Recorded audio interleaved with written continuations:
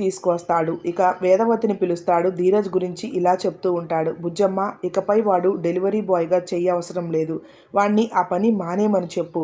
ధీరజ్ ప్రేమల చదువులకి వాళ్ళ అవసరాలకి అయ్యే ఖర్చులన్నింటినీ నేనే భరిస్తానని చెప్పగానే వేదవతి మురిసిపోతుంది. ఇక తండ్రి కొడుకులు కలిసిపోయారని.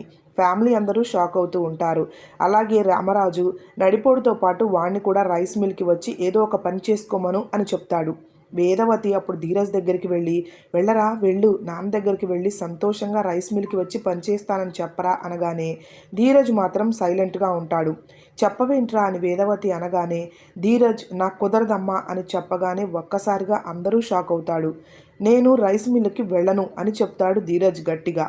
రామరాజు అప్పుడు కోపంగా ఎందుకు నువ్వు రైస్ మిల్లో పని చేయలేవు అని అడగగానే ధీరజ్ ఆ విషయం వదిలేండి నాన్న అని అక్కడి నుంచి వెళ్ళబోతుంటే రామరాజు ధీరజ్ చెయ్యి పట్టుకొని, రేయ్ మాట దాటేసి ఇక్కడి నుంచి వెళ్లకు, నాకు ఖచ్చితమైన సమాధానం కావాలి, సమాధానం చెప్పమను బుజ్జమ్మ నీ చిన్న కొడుకుని అని గట్టిగా అరుస్తూ ఉంటాడు.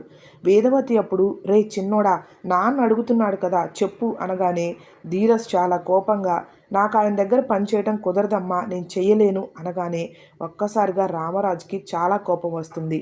ధీరజ్ ఇంకా రామరాజు వైపు తిరిగి, నా కాళ్ళ మీద ఎలా నిలబడాలో, కష్టపడి ఎలా పనిచేయాలో, నా బ్రతుకు ఎలా బ్రతకాలో నాకు తెలుసు అంటాడు. రామరాజుకి చాలా కోపం వచ్చి ధీరజ్ని చెంపపై ఒక్కటి కొడతాడు. అందరూ షాక్ అవుతారు. ఏంటి ఈయన ఇలా చేస్తున్నాడు అనుకొని. వీడియో ప్రమోస్కో సబ్స్క్రైబ్ చేసుకోండి.